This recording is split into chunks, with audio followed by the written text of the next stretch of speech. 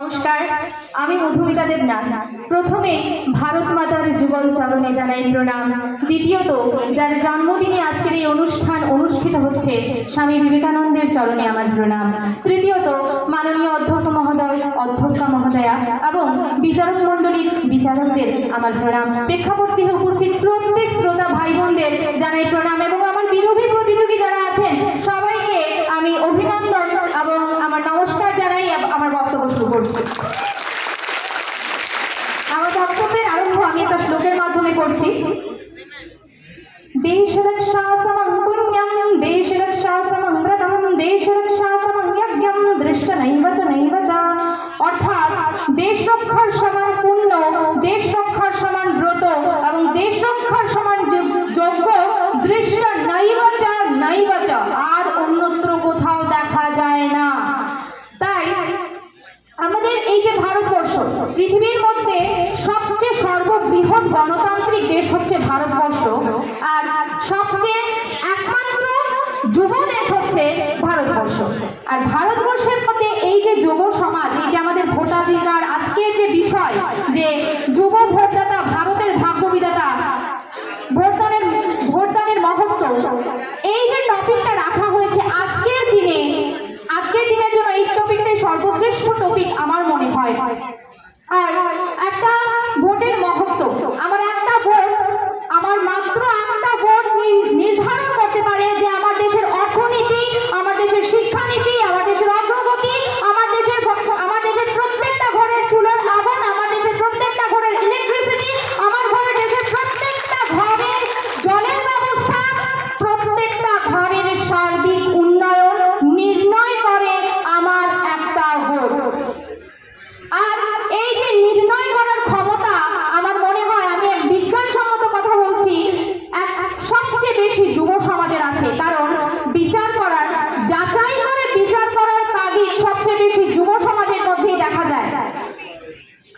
আর আজকের এই যে প্রতিযোগিতা, যেহেতু বিতর্ক প্রতিযোগিতা হচ্ছে, তাই পক্ষে যখন বলছি, বিপক্ষেও দু একটা কথা না বলে পারছি না।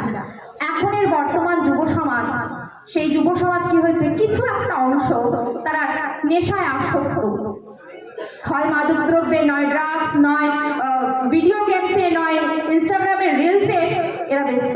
কিন্তু একটা কথা আছে না, যে কাঁটা দিয়ে কাঁটা তুলতে হয়। তো এই যুব সমাজকে ঠিক করতে পারবে একমাত্র যুব সমাজই। এটার একটা তাৎক্ষণিক আমি আপনাদের উদাহরণ দিচ্ছি। সেই উদাহরণটা হচ্ছে যে আজকে আমরা এখানে যুব সমাজের ভোটদানের কৃতিত্ব নিয়ে কথা বলতে পারছি, এটা একমাত্র সম্ভব হয়েছে ভারতীয় জনতা যুব মোর্চার যুব ভাইদের জন্য। প্রত্যেক যুবকের জন্য আমরা এখানে উপস্থিত হয়ে কথা বলতে পারছি। তো আমরা বুঝতেই পারছি যে কাঁটা দিয়ে কাঁটা তোলা হয়। তো যুব সমাজকে ঠিক করতে পারবে একমাত্র যুব সমাজই। আর ভোটদানের মহত্ব আমরা সবাই জানি। এখন ভারতবর্ষ ডিজিটাল হচ্ছে, স্মার্ট হচ্ছে, আমরা সবাই স্মার্ট হচ্ছি। আর ভারতীয় শিক্ষানীতি, এই যে সর্বশিক্ষা অভিযান, যার কারণে প্রত্যেক যুবাই এখন শিক্ষিত। আর শিক্ষা জাতির মেরুদণ্ড। আর এই শিক্ষার মাধ্যমে যুবরা জানে কিভাবে দেশের ভোটাধিকার ব্যবহার করে দেশের জননেতা নির্ণয় করতে হয়। প্রত্যেকটা ভারতবর্ষের যুবা এটা জানে। আর আমার একটা দেশের মধ্যে আছি। একটা সময় ছিল যখন আমার গ্রামে কি হচ্ছে সেটা আমি জানি, কিন্তু আমার পাশের গ্রামে কি হচ্ছে সেটা আমি হয়তো জানি না। আমার জেলাতে কি হচ্ছে সেটা দু একটা বিষয় আমি হয়তো জানি, কিন্তু আমার আশপাশের যে জেলাগুলোতে কি হচ্ছে, আমার দেশের কোনায় কোনায় কি হচ্ছে সেটা আমি জানি না। কিন্তু এখন ডিজিটাল ভারতে আমরা ঘরে বসে এই দেশের প্রত্যেকটা বিষয়ে আমরা জানতে পারি। আমার কোন নেতাকে আমি যদি নির্ণয় করি, আমার কি ক্ষতি হতে পারে, কি লাভ হতে পারে, কোন দলকে আমি সাপোর্ট করব, কোন জননেতাকে আমি সাপোর্ট করব, কাকে ভোট দেব, সেটা আমরা নির্ণয় করতে পারি। তাই এই যে ফ্যাসিলিটিটা সব থেকে বেশি যুবদের কাছে আছে।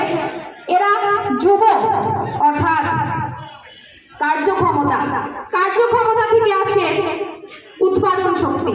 আর উৎপাদন শক্তি সবচেয়ে বেশি সক্রিয়ভাবে করতে পারে যুব সমাজ।